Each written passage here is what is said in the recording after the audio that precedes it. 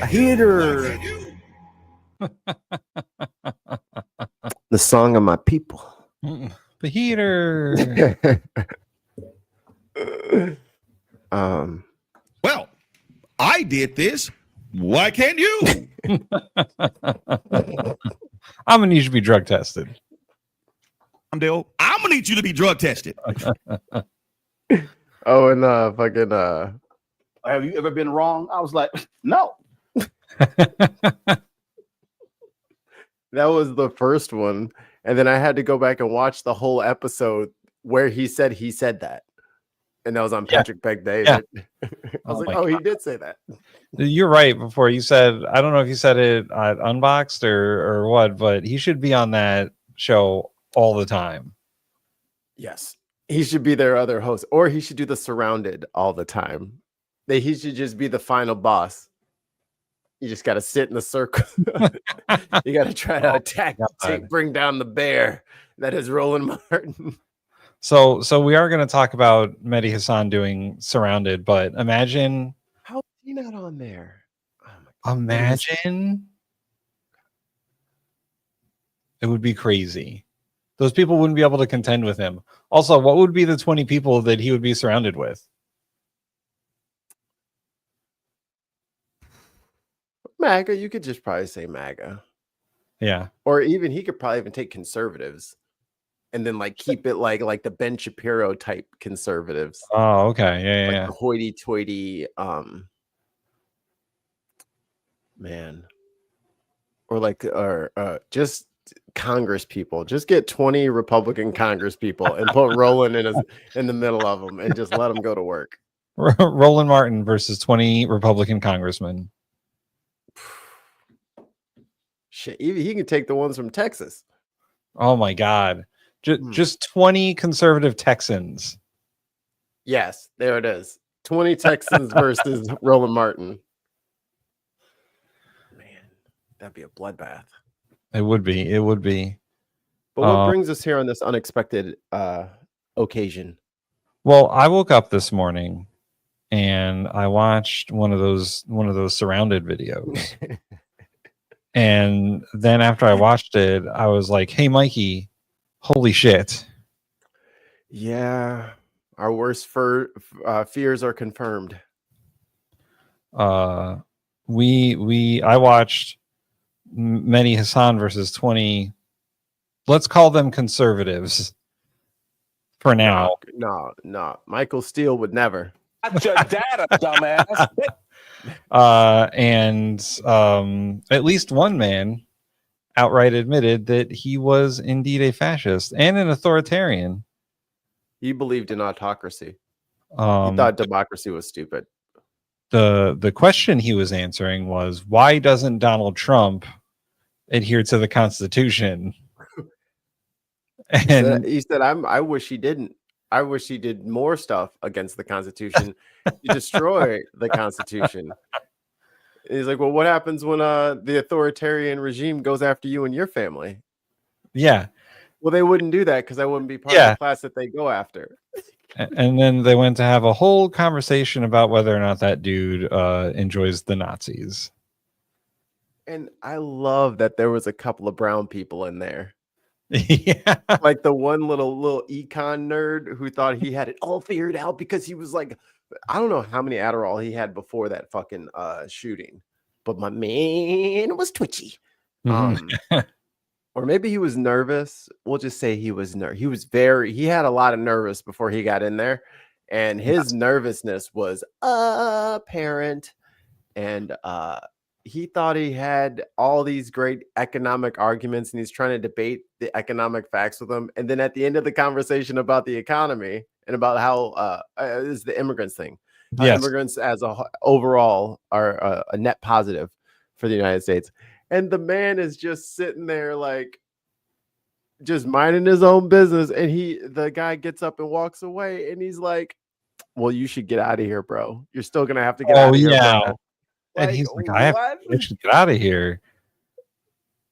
You still gotta go, bro, or something like that. Yeah. Well, was he the same guy that was like, it was an earlier question, but it might have been the same dude where he said that he was a Native American, like this white guy was like, we'll do it this way. We'll pull up the Jubilee video, but we won't. Okay. And then we'll just talk about them and the freeze. Okay.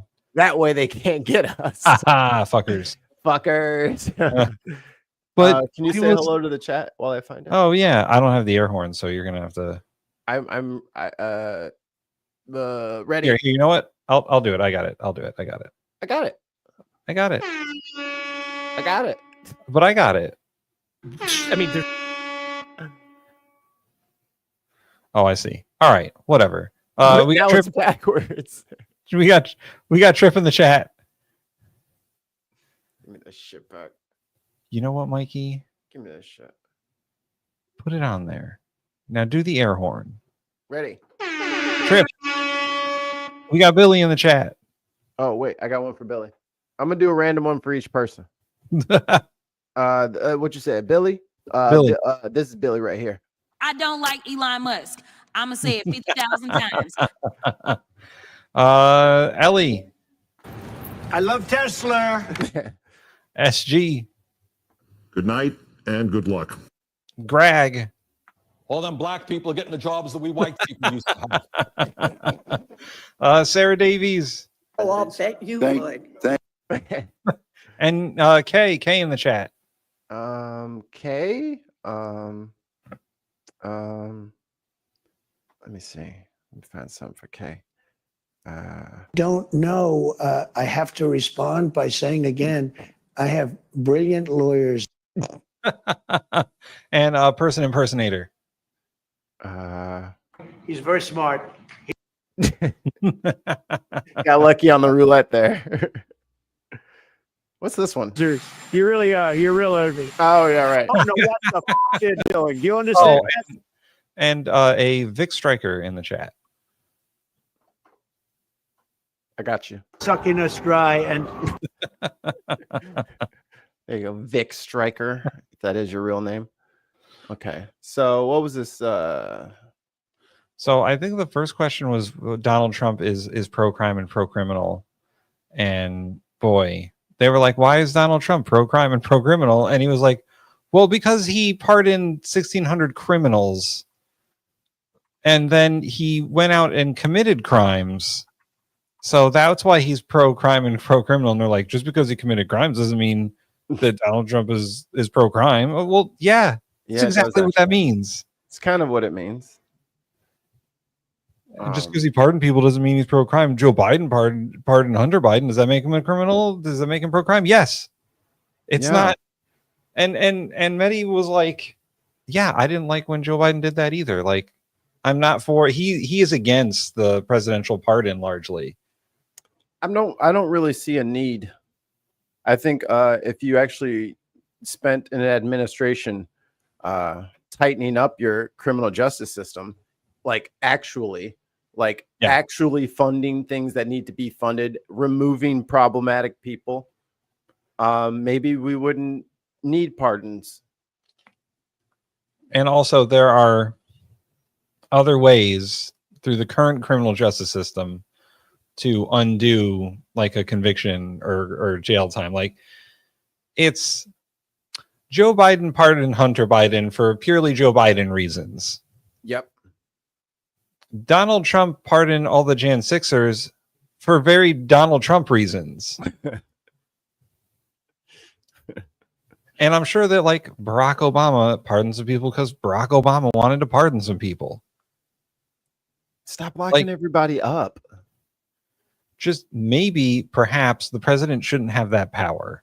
If it wasn't specifically like a power of the president, it would be extra, like it would be like unconstitutional. I'm pretty sure if it wasn't already in there, it would just be like, wow, you you can just pardon whoever you want. If that's the case, then I feel like all federal crimes need to be mirrored by a state. Yeah. Prosecutors on the state level need to also prosecute you on a state, because then there is no law. You know what I mean? Because as soon as you have a pardon thing, just because you write it into law, I mean, like, assuming that you add this bullshit cheat code into your code in the first place, it is extrajudicial. Your justice system should not account for errors in a way that is completely discriminatory. That is not how we fix things that go badly. And like, there should be a proper appeals process and no goddamn presidential pardon. Stop locking motherfuckers up. I think the problem is that it's like the president can largely do whatever they want with the pardon. It's not like, well, you can pardon for this specific reason or that specific reason. It's like, oh, well, Joe Biden pardoned Hunter for current and future crimes. Like, he's like, there you go. He can't be held accountable for anything that he does ever. And the same with he cares about America. Yeah. Bullshit. Like, it's a flaw in the system. It's definitely a flaw in the system, and it always has been. It's just Donald Trump has really ratcheted up the abuse of the pardon system.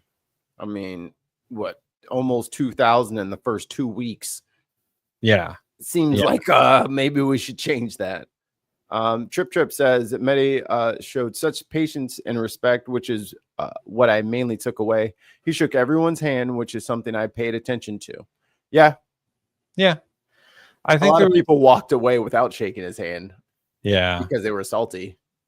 And the only person that Mehdi didn't really like was that fascist dude. And when he was like, oh, it was nice to meet you, and Mehdi was like, I wish I could say the same. Like, yeah, that's kind of how I feel. That was a little incel farmer kid. Yeah. Okay. So if you guys are unfamiliar with, God, I am losing focus left and right here. What's going on? What is happening? Early. What is happening? Usually it's just the ADHD. That's how you sound. That's exactly what your voice sounds like. Run back the tape. You will notice that it is the exact same. All right, let me see. Video capture, configure video, camera control, focus, auto, off. Because there's no way to just, I wish there was like a physical button. I could just be boop. Yeah, don't do that no more. Like, bam, focus. You can just be good, or focus in 1 second. Like, I hit the button and then I can like, or at the very least, like, I have one of those gimbals for my cell phone that like that's like keeps it stable. And one of the functions of it is that you can change the plane of focus. Like, if there was just a slider on the thing, you could change the plane of focus. You should be able to do it with a gesture. Right. Just be like, section 2, focus. Did you know you have a Samsung, right? Or you have like a weird, don't you have something like a fucking, I got a Pixel. There, Tim's always got to be different. Tim's always going to be different. It's an Android phone. I have an Android phone. I didn't know on my wife's Galaxy territory. I don't know what they're called. The baby was taking pictures of herself, because we'll like put the phone up and she uses it like a mirror and she's like dancing, and then she would like put her arm down and would like snap a picture, and I was like, you don't have that on your iPhone? You don't have the hand gesture thing on your iPhone? I don't have space in my phone to like send people like codes for the back of, like, my phone is completely useless as a camera right now. It is completely filled with kid pictures. I have nothing. I'm like, look, she's sleeping. Well, I didn't ask about the tiny space on your phone, on your iPhone, because I know they have like 8 gigs of hard drive. But who told you? I'm just saying you don't have the hand gesture thing where you like put your hand up and then it starts a like 2-second timer and then it takes a picture. To be fair, they might have given me that opportunity, but whenever they say, "Hey, can I access you?" I'm like, "No, you can't do shit." Like, I turn I am in bare minimum mode on my phone. I don't want them to know shit. I think you can download no extras. I think you can use that hand gesture also to start and stop videos. like the start and pretty stop cool. recording. Yeah. That's pretty cool. Yeah. Oh, we got a super chat. Oh, Tim Ballum to Barichtown. Evening slappers. Slappers sounds probably worse than it is, but I like it for that. I called a group of girls a bunch of clappers one time. Bunch of clappers. You clappers.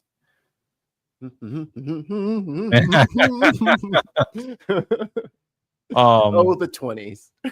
just let everyone know for Wednesday, I did record the pizza video, and there is a little taste up on the YouTube channel of a couple of just like a 1 minute little clip.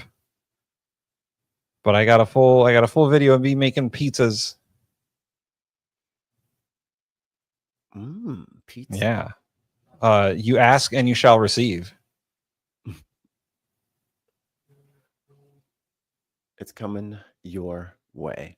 Also, A heater. The heater. All right, let's roast these fools. You guys know the format. He puts up his premise, and then the dumbasses come and try to fight him. And it never goes well. So the first premise is Donald Trump is pro-crime and pro-criminal. Yeah, we talked about that. Like, their arguments against that is so dumb that none of it made any sense. The first question, Mehdi had like 100%. He left out, and I had a couple of criticisms for Mehdi, because he went to some of these more obscure cases when the big obvious cases, right? The Silk Road guy. Yes. He pardoned the Silk Road guy. And if you don't know what the Silk Road was, I'm pretty sure it's down. I don't know. I'm not in that circle. Government. I don't know if it's up or not. Shit. I don't know. But the Silk Road is like a website. It was like the Amazon for drugs and anything else. And people were buying and selling shit that is 1000% illegal. Like, you name it, like it was pretty much an app for the black market. And this kid made billions of fucking dollars over this shit. They finally caught him because he was trying to murder his partners and hired a federal agent to do it. So that's how we caught him, trying to murder his enemies. Trump let him out. Trump also pardoned former Connecticut Governor John Rowland, who is a criminal. He's been in jail 3 times. So, I mean, there was big, blatant cases Mehdi could have brought up, but he brought up like all of these obscure ones. Oh, there's your boy. Yeah. That's your Native American. Just to prove a point about how much of a criminal John Rowland was, we created an entire campaign finance system because he was such a criminal. That could have happened to anybody. He was so corrupt, we needed to create a new campaign finance system because of him. I thought of it more as an homage. Yeah, this guy wanted to argue the semantics of things. He was really unstable. Yeah, a lot of them in that room, just the energy was kind of, I don't know, like if you're looking at a power line and it looks fine, and then you look across the street and the other one's got a couple of sparks just jumping off that motherfucker randomly, just big 4-foot arcs, just that's kind of how the room was. And Mehdi is just sitting there like, you can electrocute me all you want, I'm gonna still tell you wrong. Like, it's like it was so tensious. Yeah. But yes, he what's this guy? Oh, this dude was talking about like liberals in California, like what is it, like reducing the number of years a sex criminal is on like a list or something like that. And Mehdi was like, I don't agree with that either. We can agree that like sex criminals are bad, right? And this dude was like, yeah. And then he's like, okay, so Epstein was a sex criminal. And he was Donald Trump's best friend. He said he was his best friend. And the dude was like, well, that's not what happened. So what are so you think what's the over under on Trump pardoning Ghislaine Maxwell just to clear himself? I mean, one of the points Mehdi made was that when she was going through her trial, Trump was like, good luck. I hope everything works out for you. Yeah. And like, at this point, I don't think it's going to happen. Release the Eggstein file. The Eggstein. Oh yes. If anyone has viewed, we put up a mini podcast called "This Is Might As Well Happen" up on the channel about. I said that, didn't files. I? Yeah, you did. I forgot I said that. I was like, that's What? really funny. We have another super chat. Timbaland for 2 British pounds. All right. Quiet crowd. Ross Ulbricht's mum paid off Trump. Who's Ross Ulbricht? Bricht. I will look. Google. Yeah. Tell me things. Trump also pardoned the Chrisleys, who were famous tax criminals. Yeah, the scammers. Yeah. Didn't they have like a reality? Didn't they have like a reality show? Yeah, they were going to get another one when they fucking went to prison. And then as soon as they got pardoned, they got a fucking like $1 million interview. I forget who it was with, but they were like, "Oh yeah, you know, we went to prison. Thanks, Trump, for letting us out." Yeah. Oh, okay. That's the Silk Road guy. So yeah, his mom paid to do one of those dinner things, and then son's coming home. I remember that's this. the guy. Yeah. I mean, that's how you do it. I mean, you want to talk about the fentanyl crisis? He's the fucking guy, dude. He was the Amazon of drugs. He was the guy. He set it all up, and Trump let him back out. Yep.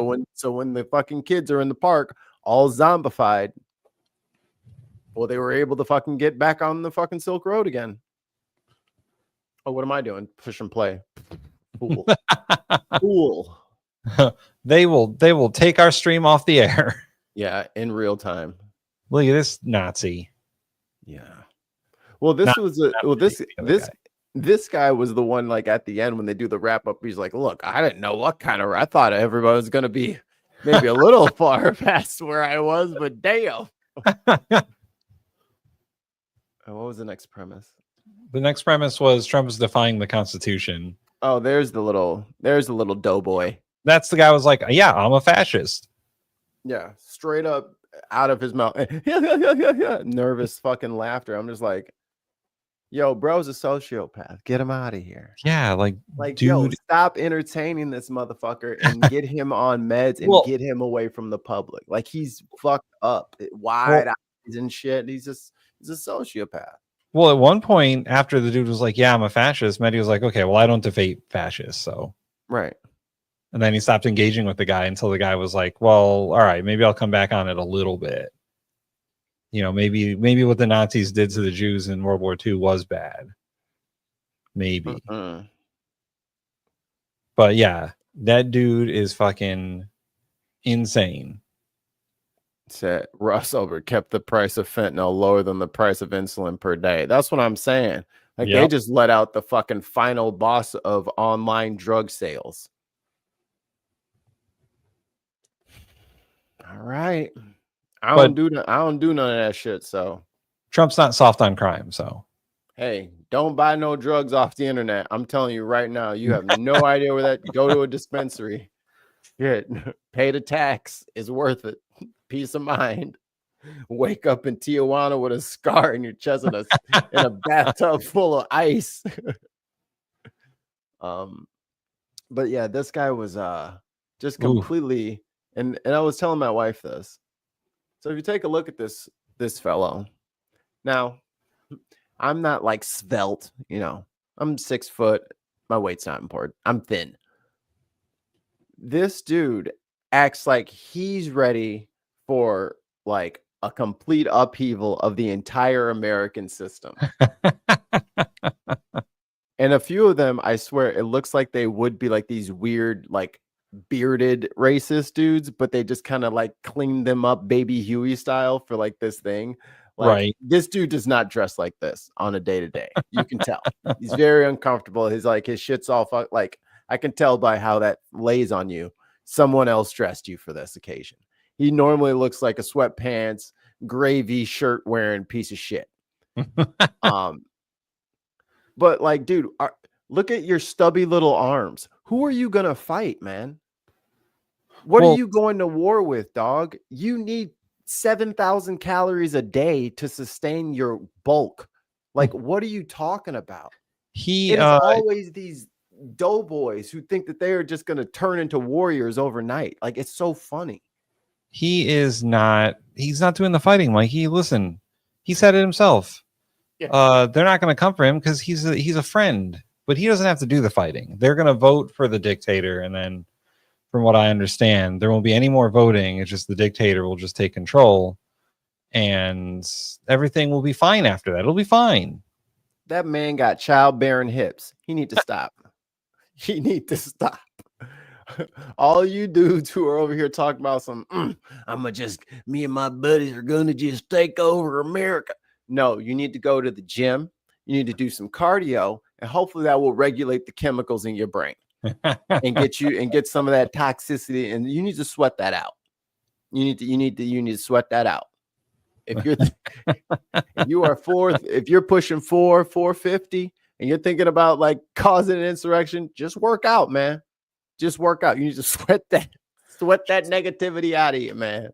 Because you are not ready for this. Just do a couple of squats, some push-ups. Just follow the Saitama rules to success. Yeah. 100 push-ups, 100 sit-ups, run 3K, and that's it. That's it. That's all you got to do, and then you will be One Punch Man. Yeah, you'll be an unstoppable. Nothing will be able to get in your way then. You'll also be bald. You'll also be bald. Yes. Non-negotiable. It's non-negotiable. Yeah, he doesn't believe in democracy. He doesn't believe in free speech. Well, he does like the Second Amendment, but he doesn't like any of the other amendments. That was one of the things that like Mehdi kept pointing out in like this segment here is like, oh, well, you like certain amendments, but right. I think the next guy he was like, so you only like he wanted to get rid of the First Amendment, I think. And he was like, what about the Second Amendment? Well, I like the Second Amendment. Well, you only want to keep the amendments you like. And like, that's a whole like far right thing going back very far, where they want the strict interpretation of the amendments that they like and to ignore the amendments they don't like. I'm sorry. I was like, oh shit, what if he does have a medical kinship?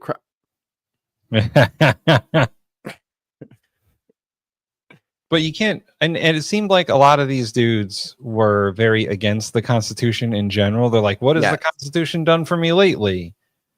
Right, without understanding that the fact that they think, well, I live in Texas, and in Texas we do this. It's like, right. What guarantees that? Right. The Constitution, like this is all civics, I think is, maybe we need to be the guys. We're going to go to like all of the red areas and we're going to have a game show. I'm going to be the host. I'm going to get a big fucking Steve Harvey mustache. And you're going to be the camera guy and help me with the thing. And we're going to walk up to him and I'm going to have a long, skinny, what's it called? Price is Right. Bob Barker microphone. I'm like, hello and welcome to Civics for You. And we're going to have to just go out there. We need an outreach program, Tim. We have to teach them what it actually says. Like we had to take a test. Yeah. In 8th grade. Yeah. To go to high school. Yeah. We had to do the Constitution test and the Illinois test. And you had to pass them or else you couldn't get into high school. We had the Connecticut mastery test, and then there was like a civics portion of it. I mean, I feel like the schools have done what they needed to do. Did they all forget? I think they stopped doing it. But these people are, I mean, they are younger than us, huh? Very much so, yes. Damn, COVID fucked y'all up. Well, that's the problem too, is like I think that they have a fundamental misunderstanding of how social contracts work, and like no one really teaches like the philosophy of it. Like you're not out there learning about John Locke or fucking Rousseau or I Or know about fucking, Jellic and the Brown Rebellions and shit. Like we got taught some shit. like you're not out there learning like why Jefferson put those things into like the Declaration of Independence, or why Madison wrote what he did into the Constitution, or what the Connecticut Compromise was, or any of that shit. Like no one knows how the sausage got made when the Constitution was written.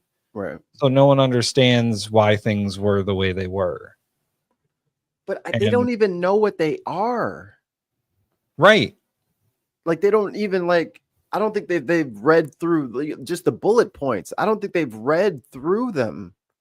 I think they just listen to fucking dog shit off of YouTube, us excluded. Like and subscribe. Present company excluded. Well, that's the big problem, right? Nobody read the Leviathan in high school, so nobody understands how like political power works or social contracts. No one read treaties on government, and read Moby Dick, right?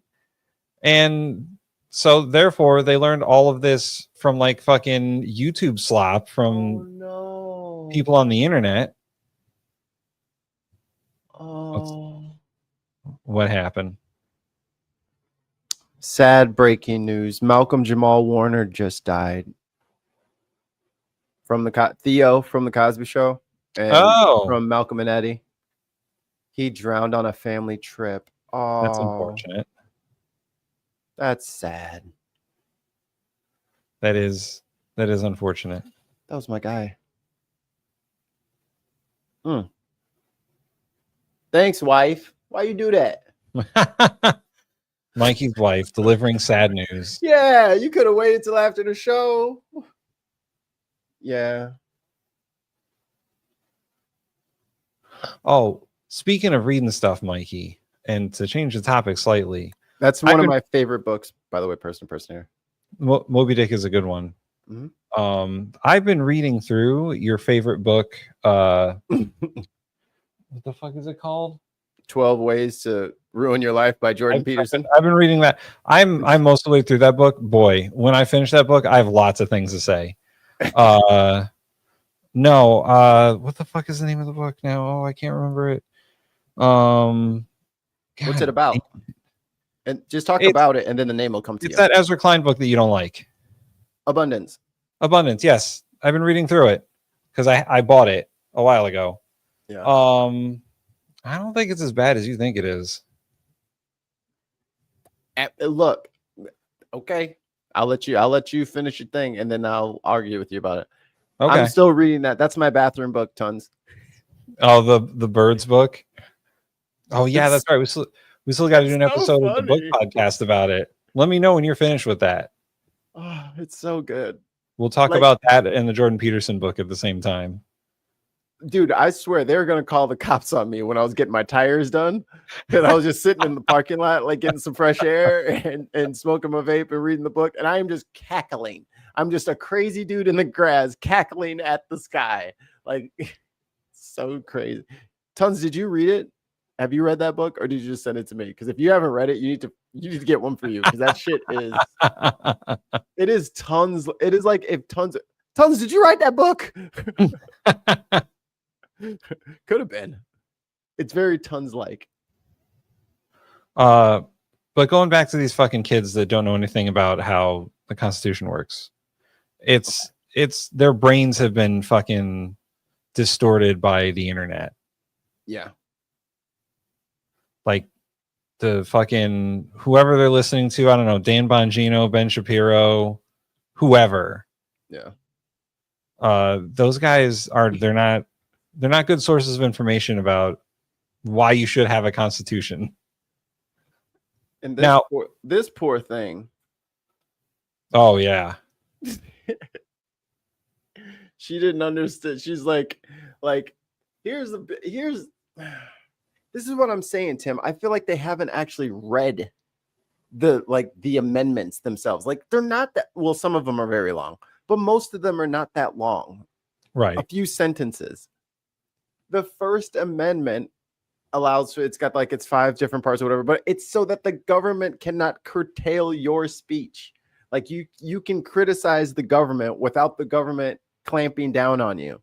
Yeah. So when Mehdi tries to explain to her that he's punishing journalists for things that they said, that's a violation. She's like, well, he also has a First Amendment right. It's like, he is the government, dumbass. This is what happens when you win an election and you get a position. You stop being your individual. You have an individual capacity, but then you have your job. Right. It is a job. He's at work. He isn't just going to roll around fucking playing golf all day. And yeah, he does have a First Amendment right. And he has actually more freedoms than other people because he's above the law at this point. But when he says something defamatory or racist, or he uses hate speech, there's no one to tell him no. The Supreme Court said he can say and do whatever he wants. Yep. But other people, we have to obey the law. Otherwise, YouTube will shut us down, or someone will say, oh, they committed a hate crime, or they're violating my First Amendment rights, and blah, blah, blah. And there's lawsuits and all that because of the First we don't Amendment. have anything. Right. I don't have any money. We're not gonna give you anything because we don't have anything to give. But when Donald Trump is like, we need to open up the libel laws, he doesn't mean, for a legal reason. He means that he wants to be able to shut down other people's free speech. Right. And if he's not by, I break all your typewriters. No, every time you say anything about me, I'll just sue you for $10 billion. And now that person's got to go to court and all this stuff. But or he'll sue it. He'll sue a network. Since we're talking about going to court and all that shit, yo, why would he want a court case? Dumbass. Oh, you're gonna have to get deposed too. You're gonna have to get deposed too. It's not one-sided. So you're gonna have to talk about all your Epstein shit, and it's gonna be recorded. Or commit perjury. Those are his options. Yo, if the Republicans ever needed an easier, here, step on this X, and then we pull the lever. Like, this is your moment. Get that motherfucker into a deposition. Get the deposition, 25th Amendment. Get him out of here. Impeach him. Get him out of here. And then we will fight you guys and JD Vance. We'll fight you guys, and we'll work this thing out. But first, I need you to get the AK-47 out of the chimpanzee's hand right now. Right now. Just go with us on this. Just trust me. Trust me. You guys are very trusting. Let's see. Can I do that? What was the next question? His next thing was immigrants overall are good for America. Oh my God, yeah. Oh, this girl face planted so hard. She just stepped on her dress and just went face first on the cement. I don't know if it was earlier or this question, but a dude was like, yeah, we need to get everyone out who is, no, it was an earlier question, but the guy was like, I'm a Native American. Yeah, that was this guy. And he was like, we need to get everyone out who isn't supposed to be here, is not, we need to keep the demographics where it's mostly white people and blah. And it's like, dude, come on, man. Fuck off. He's not a Native American just because he can trace his history back to like the 1600s or whatever. Those people came from Europe. No, they weren't. like the fact that he brought it back to the 1500s as if that's when time started. Right. Like, you dumb motherfucker. Right. Like, I don't give a fuck that you want to start the history of the world when your family started living in somewhere. Like, what the fuck is wrong with these people? Like, why would I adopt your reality? Yeah. And boy, there is a lot of Christian fundamentalists among the crowd in this group. Yeah, these are the good people who are like, we should only do things that the Bible says, and I believe one dude in one of the first couple of questions was like, well, we should get rid of porn because the Bible doesn't like it. And I don't And they agree were with that stuff clapping. in the first. Yeah, and they were clapping. It's like, guys, we don't live in a theocracy. We don't. They wouldn't even want a theocracy. Right. Because then they wouldn't be able to do half the shit they're allowed to do. Right. Like they watch porn on the internet. They just do. No, they don't. They No, just do. Don't. Maybe they have the MAGA Mike app where their sons can track their internet activity, but like, I mean, they just do. Unless you're in Texas. Then no, you probably don't. They yeah, don't because you have a VPN. Yeah. Why do the VPN sales spike, Texas? You know Yeah, what I mean? come Like, on. why? What? It's. I get it. You're afraid to die. Cool. I'm not living my life some crazy ass way because you're afraid to be dead. That's not. No, we're not doing that. Yeah. No.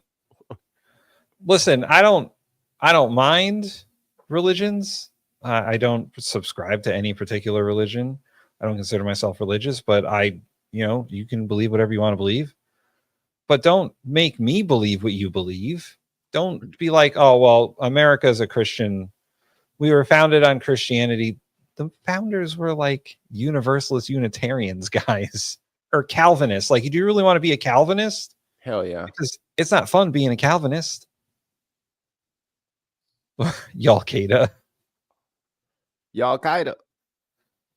Well, so the founding fathers were very strictly divided between religious fundamentalists like Lutherans or Calvinists and Unitarian Universalists who were not very strict about religion. And that's why we had a separation of church and state implied in the Constitution, which once again, they don't understand.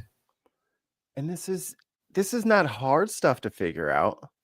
This is surface level. This is any just .gov scroll, and you can learn. If you didn't get the civics education that other people might have gotten, maybe in a blue state, it's still your responsibility to be knowledgeable about the subject. Just because you didn't get taught it in school doesn't mean you don't need to know it. Hey, every once in a while, I get a pocket constitution sent to me in the mail by some politician. So They're out there. You know, I got like 3 of them. Tim's hoarding them all. That's the problem. Tim got all the constitutions. That's why these people are so fucking dumb. But if you read the First Amendment of the Constitution, just read it. You don't have to like dive deep into philosophicals about the First Amendment. One of the very first parts of it is government shall not establish any laws regarding religion. It's in there plain as day. There's no state religion in America. It's not a Christian country. It's not a Jewish country. It's not a Muslim country. It's not a Hindu country. And also, we're not going to have like the first church of America, like right, a certain other country that will remain England nameless. That's what they wanted to avoid. They didn't want no Church of England situation. Yeah. But they didn't want a country ruled by a church, which is why the Protestants for so long were very against the Catholic president, because they didn't want the president answering to the Pope. And then JFK happened. And they're like, oh man, we got to get this guy out of here. He's a Catholic. But Joe Biden, also a Catholic. Like, they're like, oh man, he's going to be answerable to the Pope. The Pope's going to dictate American policy. It's not going to happen. $2 American dollars from Greg. Make a constitution save before argue civics. Hold on. I got a dice right here. Hold on. Where are my dice? Oh shit, I do too. Hold on. Oh, we're doing it. We're doing it. Where the fuck are my dice? I have so many. Oh. Wow. Oh, here we go. Dice. What's the DC? What's the check? I have a dice bowl. Mikey, what's our saving throw? What's the DC? Oh, for this, it's got to be high. 14. What do you think our con check is? I don't know. I'm going to say mine's +1. I was going to say +1. All right. Ooh, I failed.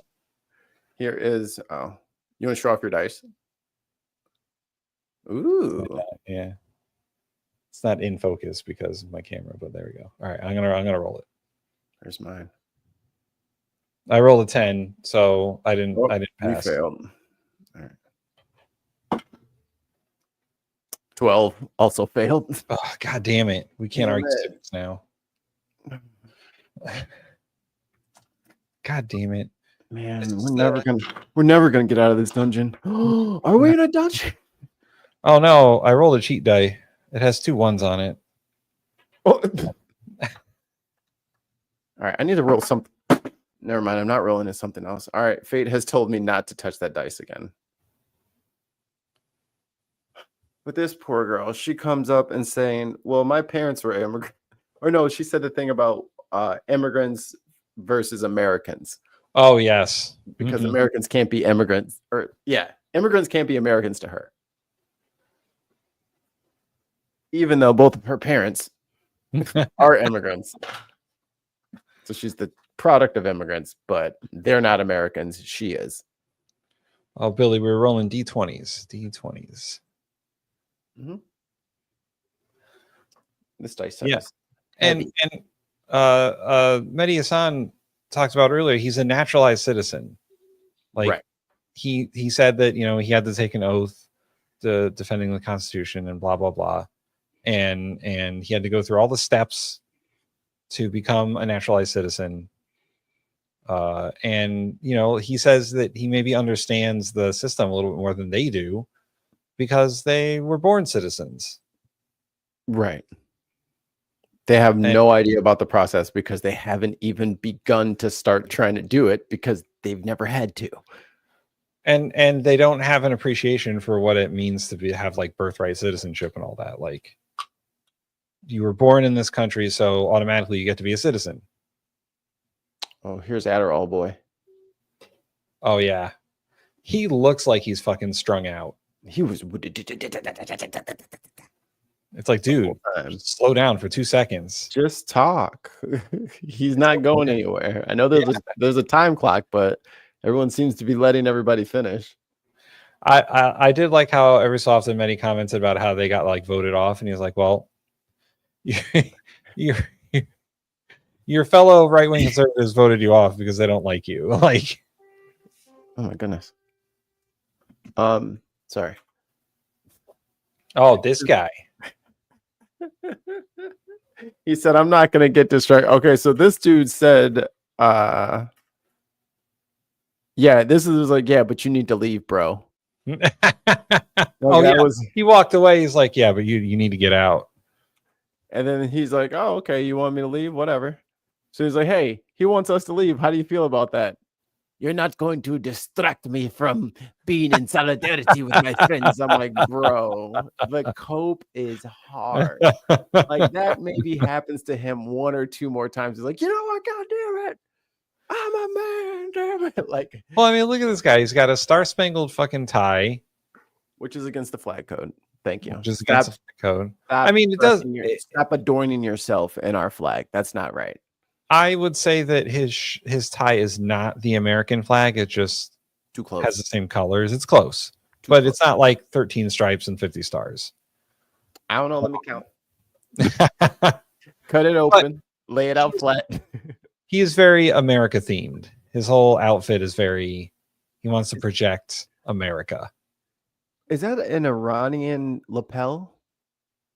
It could be. I think so. Because I'm like, that's not the shape of Mexico. And I doubt he would have a Mexican lapel as a as an Iranian guy. Or it's got to be it. Because that's the red thing in the middle. I think. Simply Secular Dave says this guy looks like the offspring of the bad guy from the Wild Wild West. Love, what was his name? Oh yeah, It was like Colonel or General Love or something like that. Boy, that was a bad movie. Fuck off. That movie was so bad, Mikey. Are you joking right now? That is a great movie. It is a terrible movie. Rotten Tomatoes gave it 16%. Y'all are fucking haters and refuse to have it. Yo, bro, this is how you know it's a good movie. All right, enough of that. Let's get some shut ass. How do you not? And then they're like making fun of each other with like the no legs and being black. It's a great movie. Y'all are and it's steampunk. Like y'all are some haters. It was poorly acted, poorly written. Yeah, it was poorly acted, poorly written, and poorly directed. And well received. No. It had a lot of money in its ad campaign. Loveless. Dr. Loveless. Dr. Loveless. It had some funny bits, but overall it was a poor movie. We're gonna watch that together, and you're gonna totally change your mind. I'm sure that movie does not hold up. Yo, I'm on the trailers running in like the background, and fucking homeboy's got the Kevin Kline's got the fucking what's it called on the fake boobs. Oh yeah, the guy starts looking at her, but the fucking comical punching glove comes up on a fucking wire arm. Fuck, y'all are tripping. It's called fun. Trip says Shanghai Noon was better. Another great film. I like fake westerns. Shanghai Noon was pretty fun. I enjoyed that movie. Wow. Did you see Owen Wilson? Did you see Owen Wilson on Hot Ones? Yes. Wow. Oh my God. Wow, these are hot wings. Wow. That guy is something else. Oh. Anyways, why are we talking? Oh, because he looks like a Wild Wild West villain. Yes, right. He looks like a Wild Wild West villain. He does, very much so. Now I can't unsee it. So that's too much. What else did he say?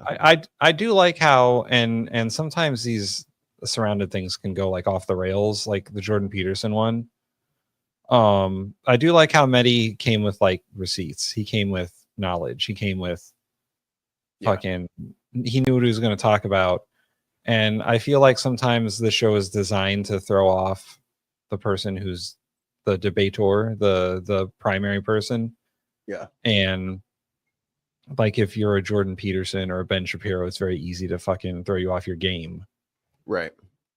But like Sam Cedar and Mehdi Hassan came with the knowledge of what they were going to talk about. Like they came with, they prepped for the debate.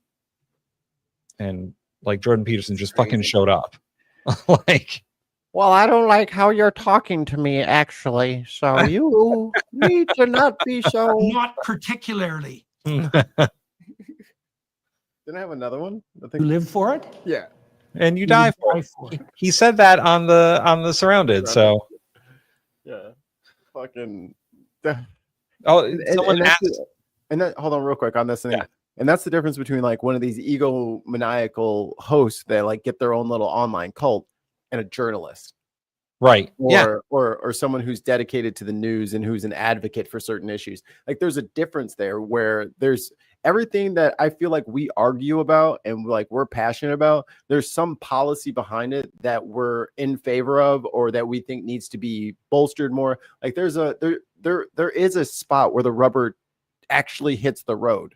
But when you're just talking all these platitudes and like this great replacement bullshit, like when you just have these nebulous ideas, you have no idea how to govern because you don't know how it actually works when it comes right down to it.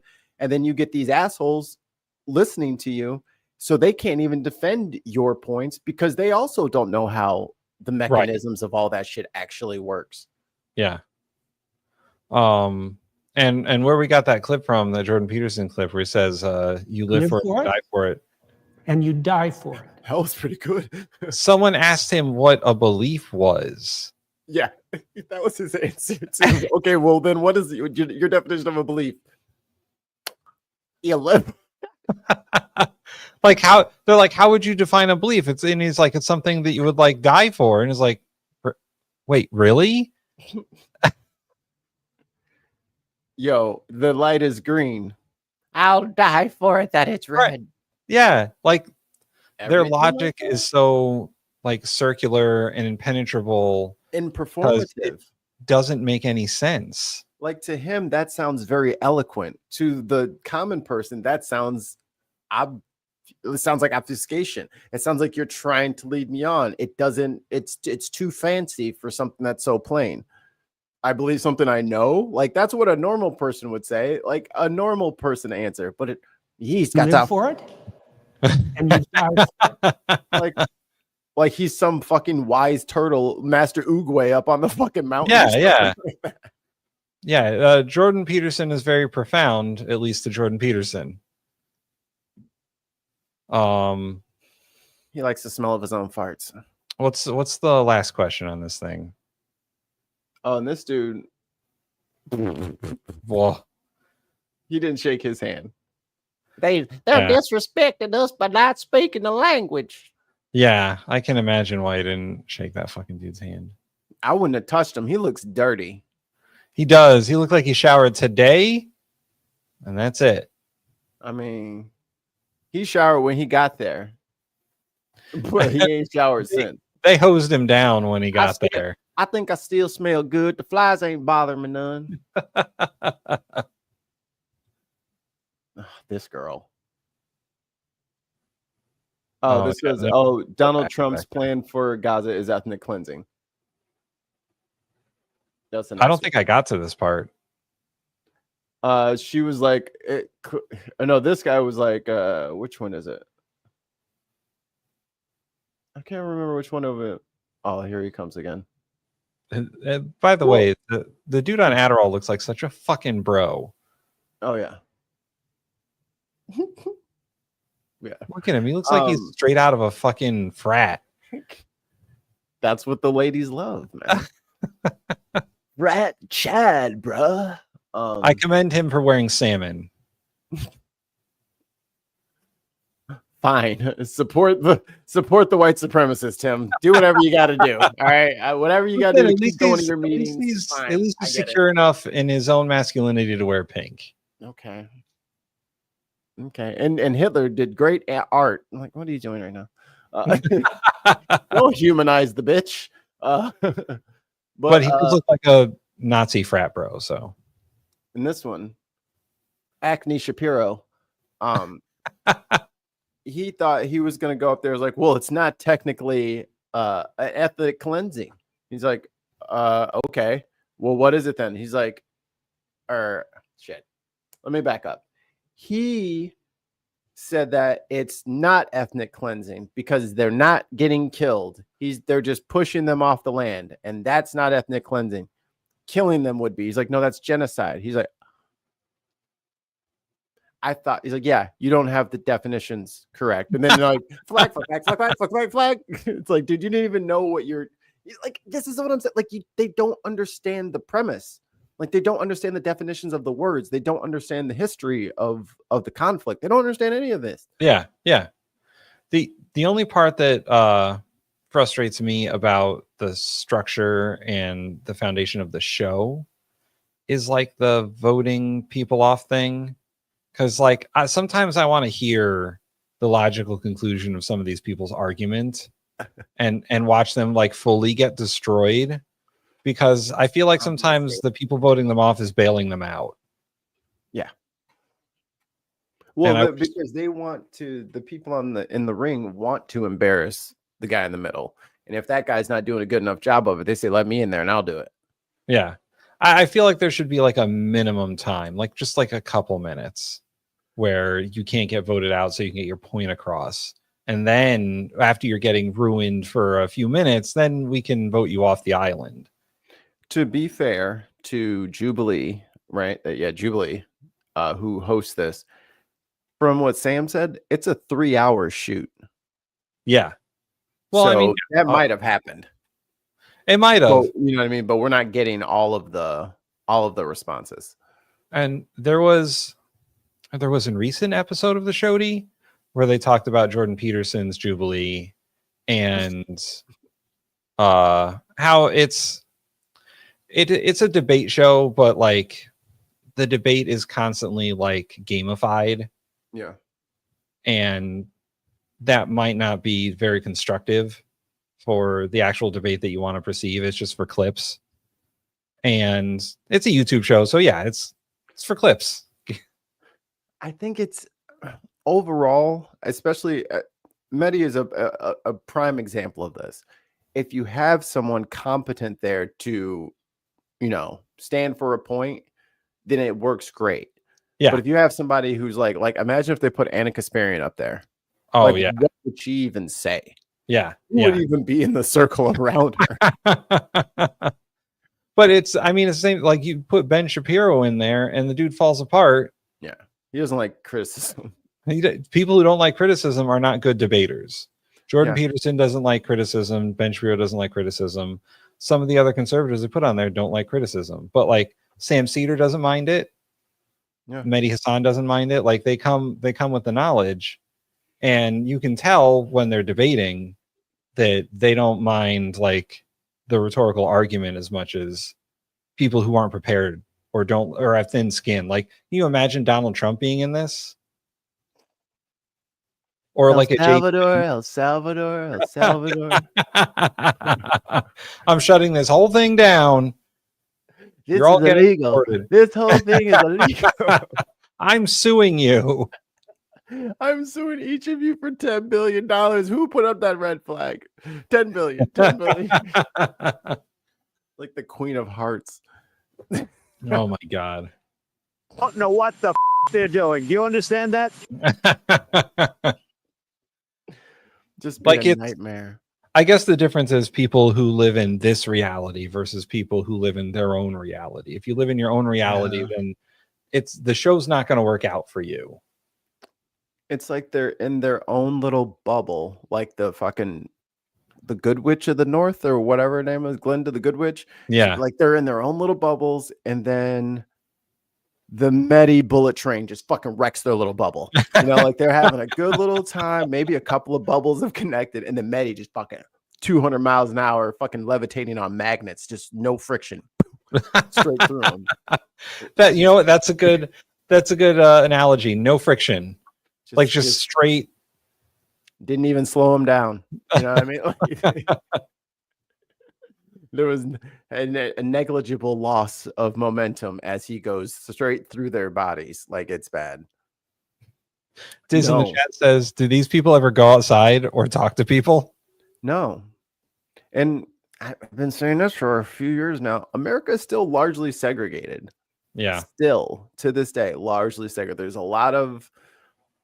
So when everyone tells you that they have a black friend, statistically, that's just not possible.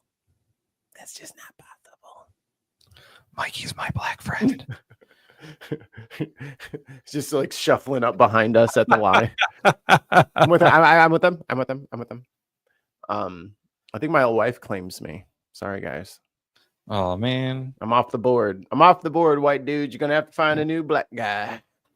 But I mean, there's just not a lot of black people, and then like we don't live everywhere.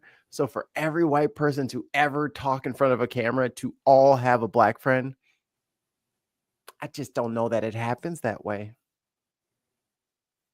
What you got over there? What you cooking? Oh, well, I changed my my subtitle there. Now I'm Mikey's white friend.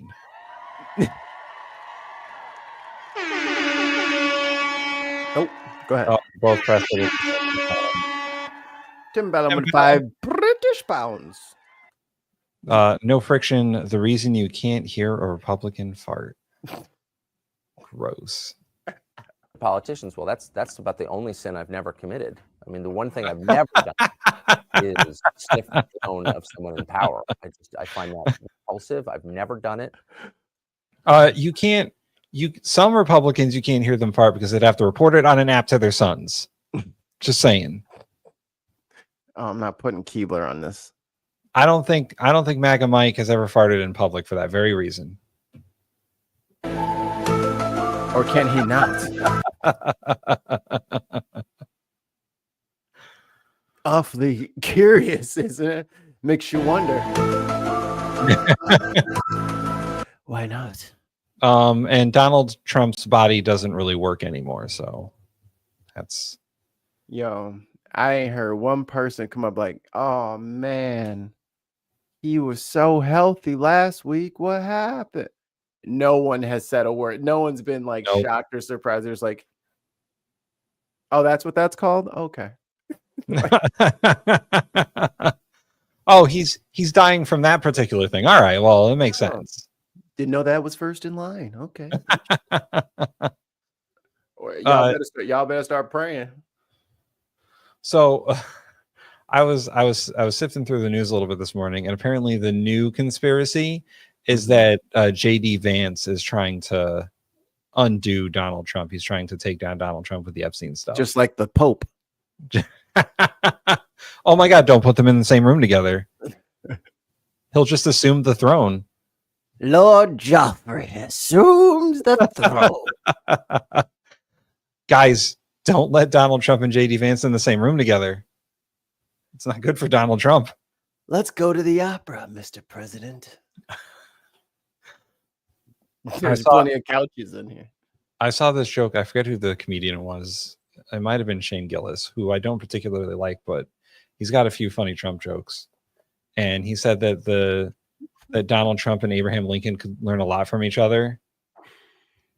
You gotta keep a window open. Don't push out all the air otherwise. Apparently, what Donald Trump could learn from Abraham Lincoln is, the Constitution and all that. And what Abraham Lincoln could have learned from Donald Trump is how to turn your head at the right time. Yeah. Wow, you're braver than me. Yeah. Braver than me. Speaking of brave people, check out my man. Look, and in this week's segment of He wasn't doing shit but his job. You before. Like at least 10. And like I said, boss man, if he hopped out his car, I would ask him to get back in.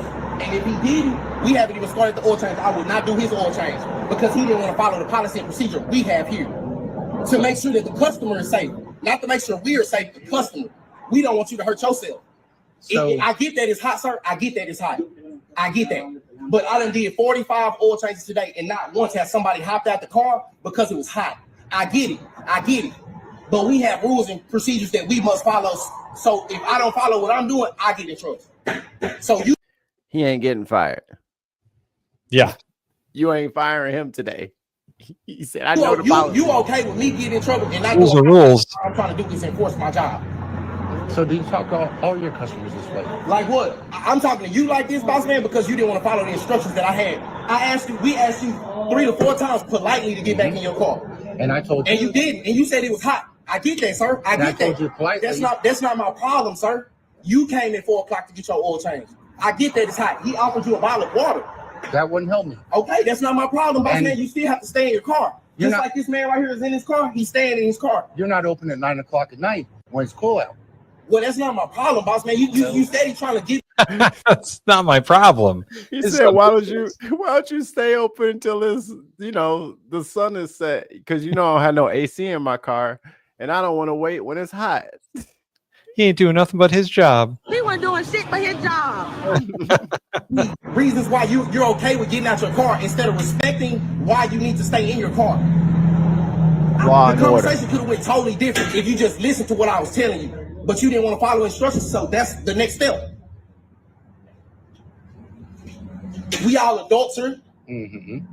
So if you understand where you went wrong, you can understand why I feel the way I feel. You were wrong because you didn't want to get back in your car. Can you agree to that? You were wrong for that. No, sir. You were wrong for that. It's a yes or no question. You were yes or motherfucking no. Do you understand? Wrong for that. They asked you politely to get back in your car. You said no, it is too hot. So you disobeying what they're asking you politely 3 or 4 times. So that's when I have to step in and tell you, you're gonna get back in your car, we're not gonna do your service. If I already drained your car. So since I already drained it, I was gonna do the service anyway. But if I didn't drain your car, I wasn't gonna do the oil change or inspection. Because you didn't want to listen. You got any medical certification? Are you trained in first aid? Are you trained in first aid? Take a look at this. It skipped over. But yeah, so if you guys can look here, I don't know if this is the same everywhere. Like some oil change places, instead of putting your car up on a lift, they just put a basement directly underneath where the lanes of cars will be. It is important for especially large people to not get out of the car once you drive over the top of it, because there is an open pit that drops down 2 or 3 stories directly beneath you. Don't get out of the car, just stay. So if your AC don't work and they're trying to do your oil, or you got the car off or whatever, and I'm hot, I'm gonna get out, I'm so hot, you will fall to your abysmal death, because you will slide up under there and ain't nobody catching you. And like the dude was saying, like, it's pretty quick. Like those are like the fast change oil places, right? Because you don't got to put your car on a lift or anything. You just drive up, they do the oil change, and then you go. It takes like 15 minutes tops. They got a guy in the basement who's ready to fucking hit that drain plug, change out the filter. The guy on the top just pulls the dipstick, and then it's very fast. It's like a pit stop. It's very good. Fucking roll down your windows, sit in your goddamn car. That's all you got to do. His windows don't work. He's just sitting there like, oh God, I feel like a chihuahua in front of 7-Eleven on a July afternoon. And if you don't like it, do your own oil change. You could change your own oil at 9 p.m. like you're talking about. Like you could put your car up on a jack, crawl your ass under there, get scalded. I mean, sometimes people are just fucking too uppity. I wouldn't deal with his ass. I'd be like, oh, there's no more oil in your car. I would have just drained it and sent him on his way. Like, fuck off. Go find someone else to do it. All right, let's see what this one is. Take a look at this incredible fight. Can I show you this? I don't think so. Fireball in the sky captured on dash cam video. NASA says a chunk of an asteroid streaked across central Georgia this afternoon, falling at 30,000 miles an hour. The meteorite exploded and disintegrated, causing big booms heard throughout the area. At least one home was hit with fragments of the space rock, and here you can see some of that damage to the home's roof. No way insurance is covering that. That's covered under force majeure. What? Yes. No, like I mean, something falling from the heavens, it's literally an act of God, right? Well, you said you were an atheist, so you're gonna have to pay for your own shingles. Oh, I see. There's a religious clause in there. Yeah, see? Force majeure only applies if you believe in God. So we saw you on the 604 Atheist podcast, and we're not giving you shit. That's okay. Me and Neil are going to talk about Legos. Say, oh, you think you bought that? You think it's a game?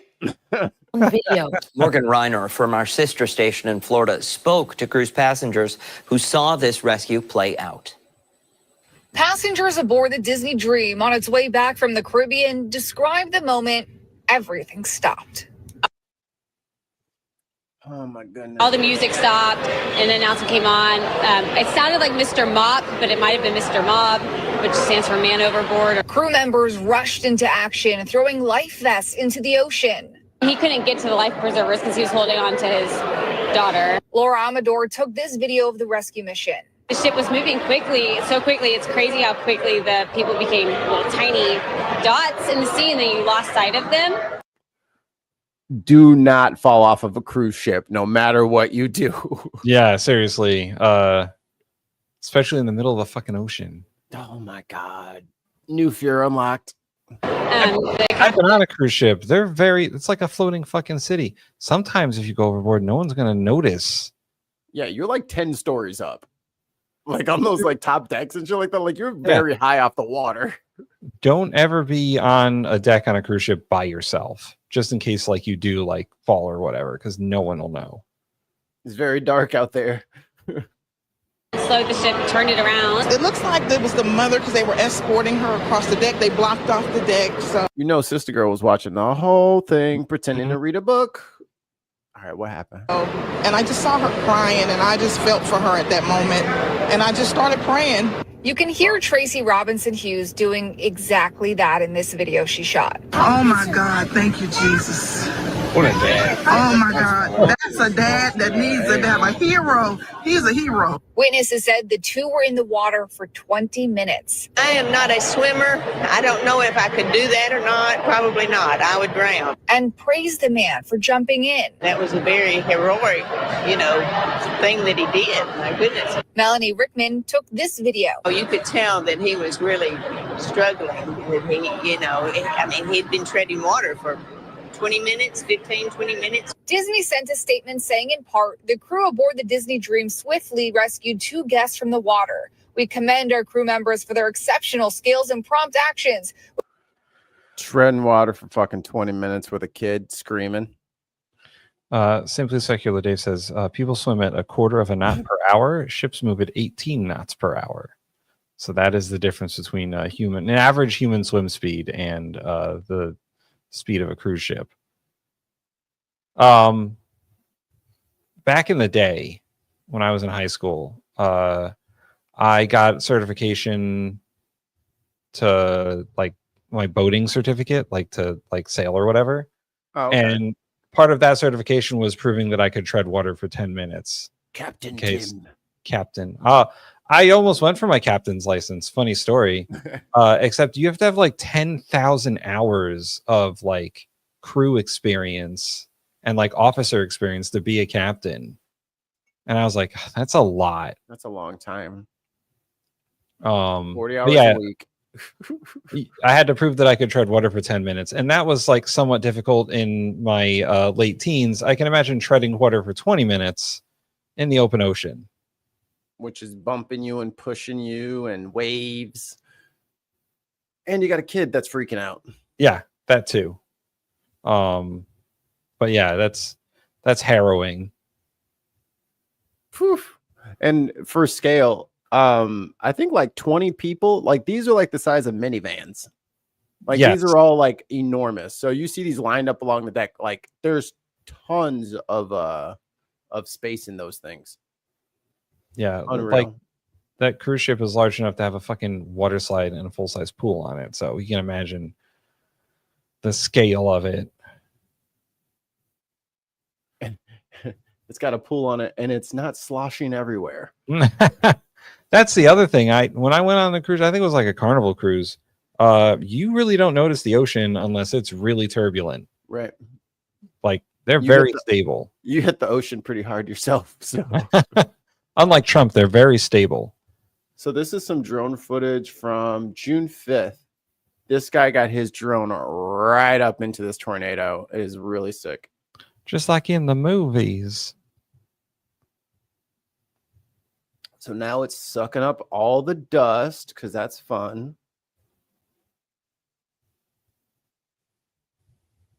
Oh, good. There's no the whole time.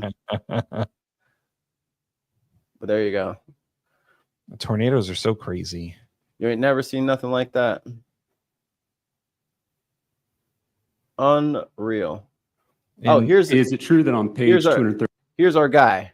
I finally found our guy in Texas who needs to get on Unboxed. This is the guy. I found him and I stuck him in the playlist because I will watch this with Tim and then we will get him on the leaderboard. Mans does not care. He is on the path of righteousness and y'all will not stop him.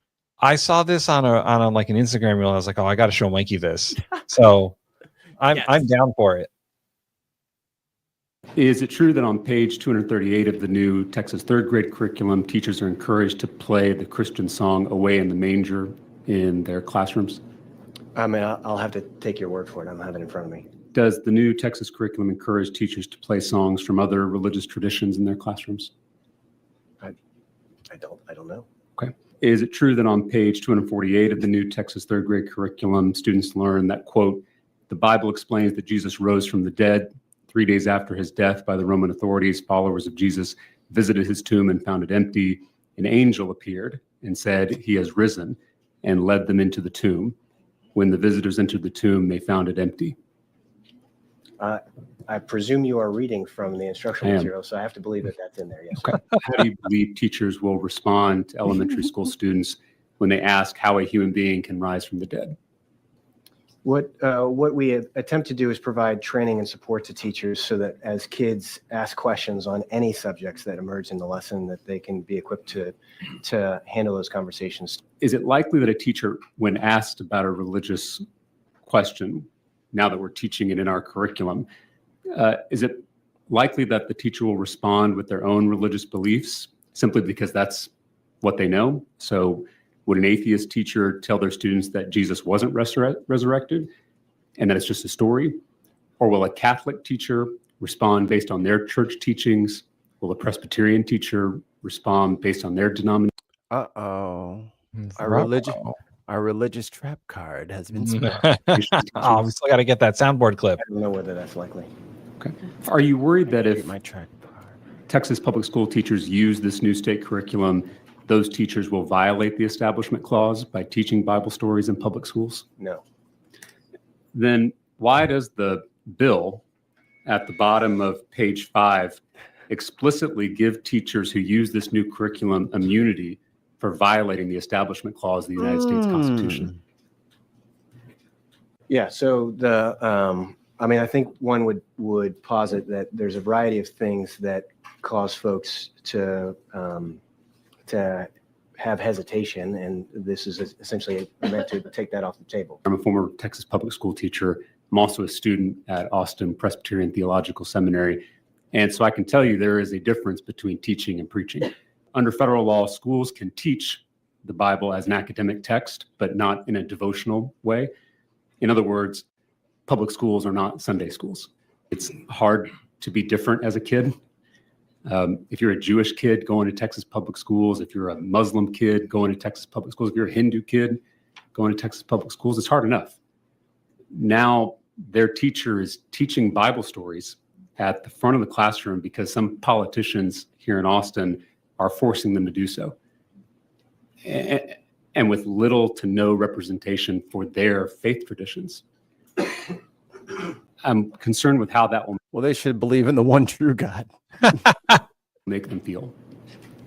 How that will make their lives harder. I think if Jesus, who was Jewish himself, read this new curriculum, he would remind us to treat Jewish students as we would want to be treated. Treat Muslim students as we would want to be treated. Treat Hindu and Buddhist students the way we would want to be treated.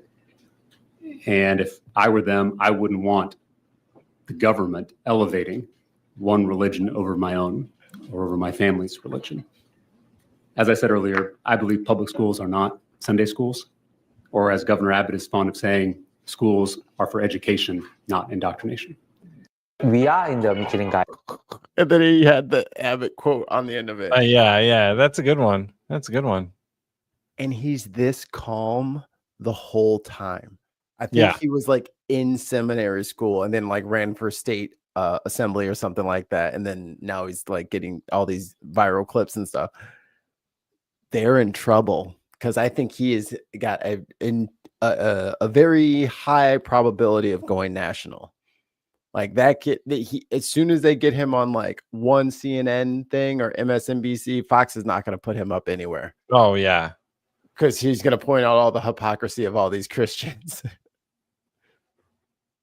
SG has a question in the chat.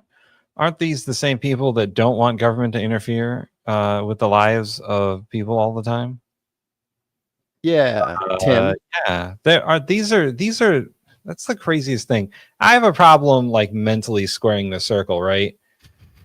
These are the same people who 10, 15 years ago were like, get your government out of my life. Get your hands off my freedom. Big brother. We need smaller government that doesn't interfere with people. And yeah, big brother. Now they're like, you got to follow my religion. Yeah. We're going to deport you if we think you're an immigrant. Women, good luck having rights. $1 trillion to Israel. Yeah.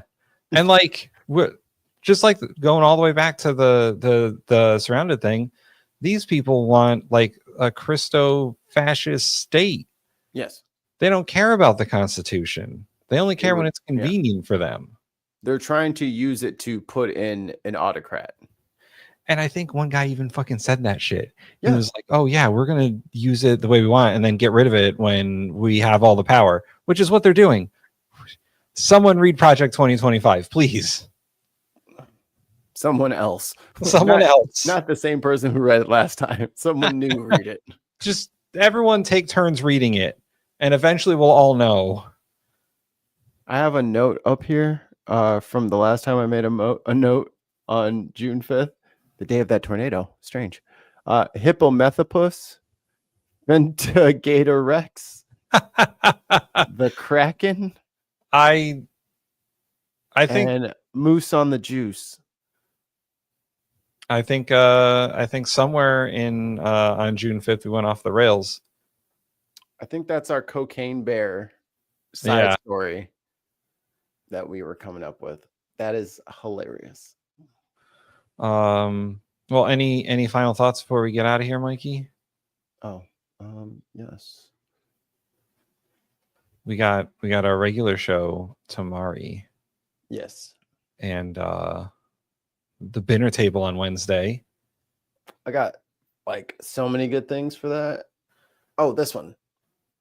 The guy's a former NFL player. It doesn't take 2 security guards. Give me a break, man.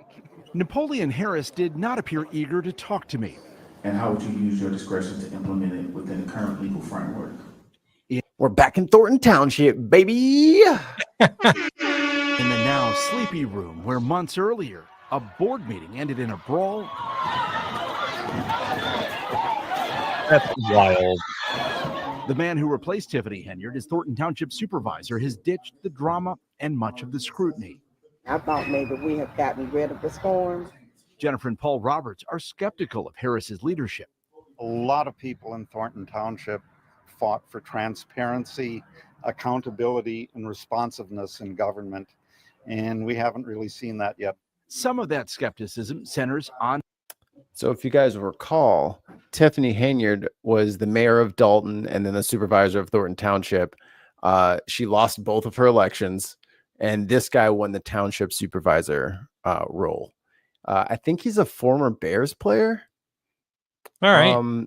And he's been doing like politics on the South Side for like since he retired. His salary. Napoleon Help Harris. me understand why you're still taking in Tiffany Henyard type money. There's a law on the books that we cannot change anybody's salary. How that law came to be is a lesson in political maneuvering. Tiffany. You will love. Oh my God. Timothy. Oh my God. Timothy, you are gonna. The audio is kind of fucked up on here. Like, was it just going to like one side for you too? Yeah, right side. Okay. Left for me. Okay. Well, either way, it was being all funky. Maybe your headphones are on backwards. Diz in the chat says Project 2025 is 42% complete in 6 months. Oh yeah, Mikey. Today is Trump's 6-month anniversary for his second term. Doesn't it feel like it's been 5 years? At least 3. All right, so dig this maneuver in here. Henyard made $202,000 a year plus other perks as a first-term. Yes, for one of the broker, areas. Supervisor, the salary ordinance said Harris was to make $57,000. So Tiffany Henyard put in before she left, if she got removed, whoever would come in after her would only get 50. All right. So she wanted to make sure that whoever came in after her wouldn't get her salary. All right. Plus expenses. Don't have insurance because you two did not come and take care of your business. As Henyard's grip on power weakened following a series of WGN Investigates reports on her spending, a lawmaker in Springfield proposed a bill to restore the higher salary structure. His name? Guess who it was? Oh, shit. State Senator Napoleon Harris. Oh, boy. Before he was elected supervisor, he was laying the groundwork to protect the perk. One problem, his bill died. It did not. Come on, man. Not pass. And is it a state law? Help me understand which law are you talking about? It is a state law. Because I looked up that state law and it said it didn't pass. You cannot change a salary during the term of your term. But that's the state law you proposed last year. No, that's not what I proposed. What did you? Come on, man. Come on. Come on, man. Why? So my question is, why is this township so corrupt? Because it's the juiciest carrot to dangle. You know what I mean? Because down in that area, it's not super heavily populated. That's why they have a fucking township in the first place. Like a lot of those areas are there from like white flight and stuff like that. Like these were like areas that black people would be zoned out of. So like Harvey, Dalton, South Chicago Heights and all that. Like these places were zoned for blacks. So they have been a majority black the whole time, but the wages are low, the opportunities are low. Most people have to leave or commute and all that stuff. So these neighborhoods are mostly starved, which is why they can't afford to have, I think there's 11 cities or villages in the township or whatever, but these are like little small pockets. So these elections are incredibly easy to win. But how are so I believe I've also encountered this kind of problem in the town that I previously lived in. Why are mayors making six figures? Because they get to vote on how much the mayor makes. Right. In the town I used to live, this year they're passing a law in the town that the mayor's salary is going up like 25% to over $150,000. That's more than any of our state representatives make. Yeah. That's almost as much as Congress makes. And that's close to what like the mayor of New York City makes. Like a small town mayor shouldn't be making six figures. They have to. And honestly, like they don't fucking do enough. Need it. Yeah, they don't do enough. They're like fucking CEOs. What do CEOs do for anybody? Steer the ship into the iceberg and then jump out before it hits the iceberg and golden parachute to a new ship. Like $200,000 a year for a mayor is more than any congressman, senator. This isn't a mayorship. Their job. This is the supervisor. Oh, like a town manager kind of thing. So all of those villages, I was trying to pull up a map of it. Let me see if I can just grab it. Thornton Township. Yeah. See if it'll just show me all of it. Okay, here we go. So there you go. So all these guys are in the township. Each one of these individual like villages, they can't afford their own services. So a lot of like the general municipal things are provided through the township. So the people, I'm pretty sure their taxes go to both, like it's split in a way.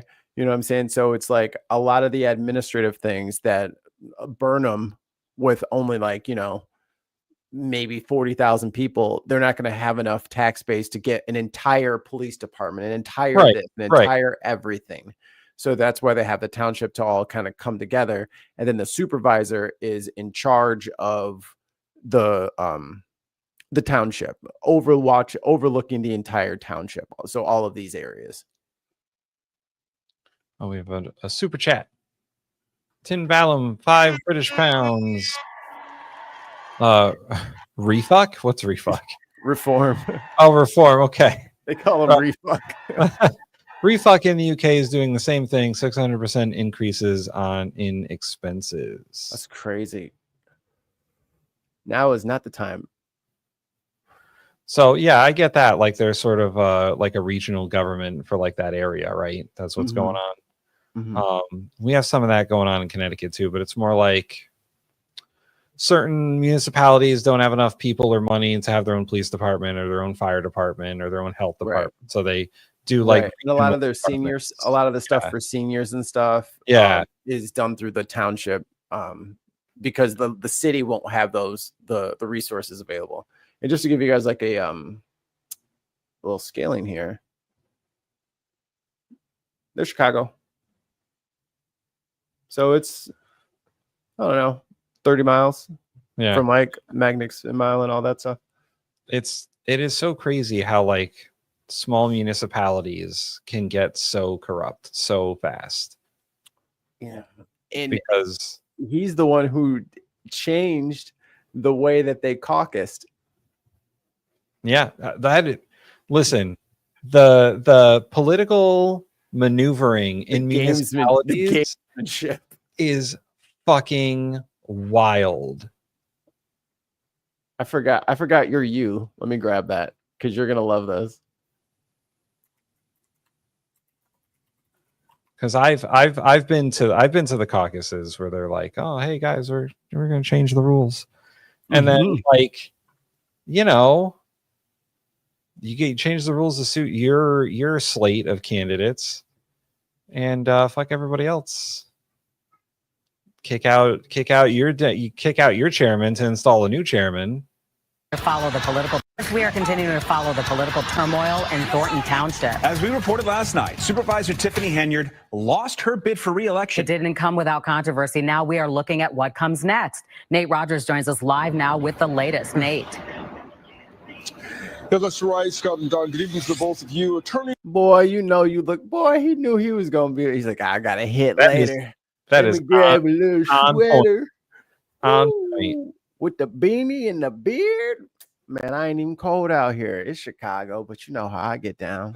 Cool ass. He's representing Senator Napoleon Harris, who led yesterday's Democratic caucus in Thornton Township, say that Henyard did not have a full slate, including a certified assessor. They also say that, Henyard and her attorney tells us that she was specifically targeted by caucus rules. Tiffany Henyard, as mayor, Tiffany Henyard, as supervisor, was specifically targeted by those rules. Did someone email you? Did they talk to you about this process and what it would look like? No one knew about any rules. It was even other individuals outside that was running by themselves. They didn't have no slate. Yeah. Tiffany Henyard and her candidates for township supervisor cannot already appear on the ballot for another office to be voted upon at the February 2025 consolidated primary election, or for another office to be voted upon at the April 1st consolidated election. Yeah. They pull the switcheroo on you.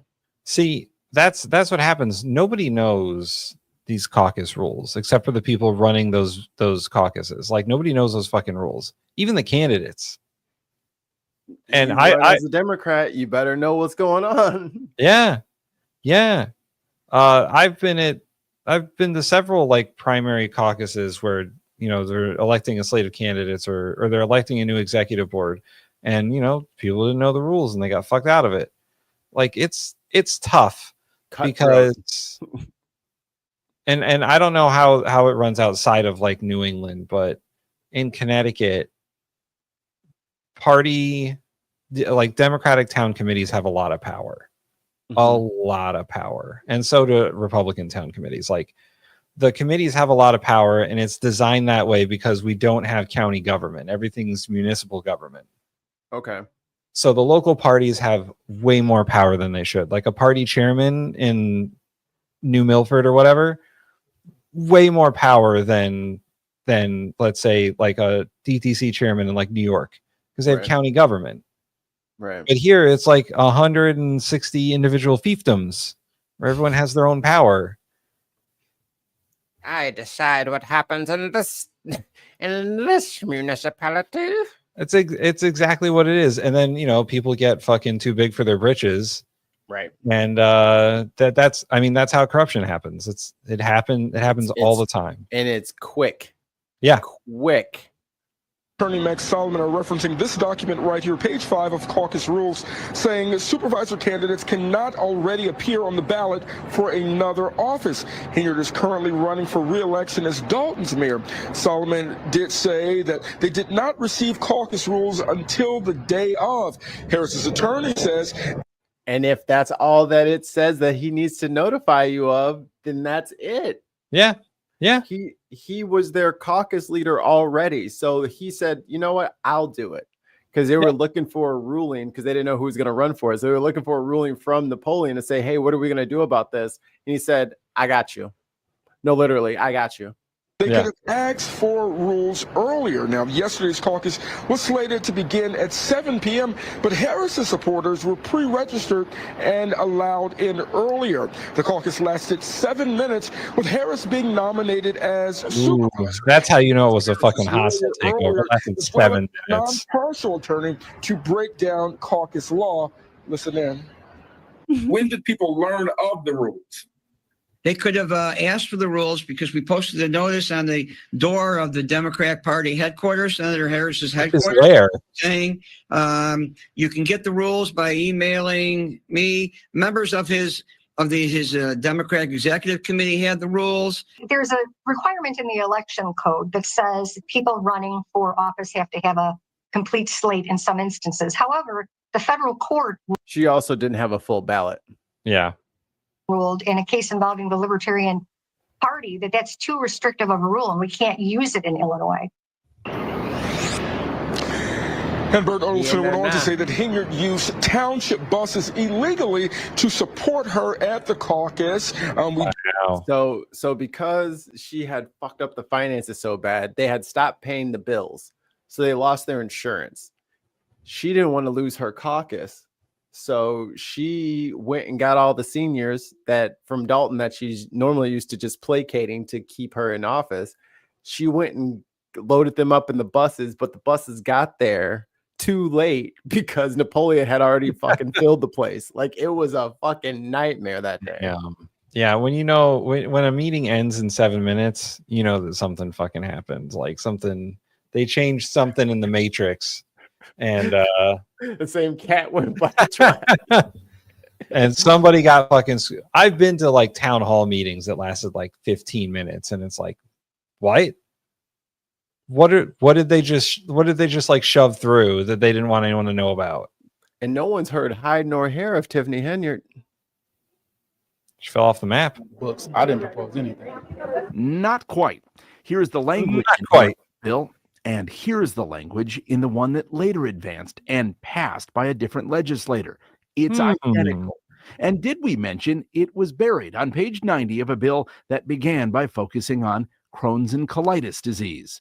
The original bill was to have a week devoted to highlighting the needs of Crohn's patients and their families. And it became what's known as a shell bill in Springfield that really becomes a vehicle for any legislative initiative to be shoved into it. The original intent is gutted. Thanks to the legislative maneuver, Harris is now on track to collect a $202,000 salary from the township, plus $54,000 in expenses. Right. Add in his $123,000 state Senate salary, and it brings his total take from 2 elected positions to just under $380,000. You guys need to outlaw double dipping, man. You can't be a state senator and a mayor at the same time. That's some bullshit.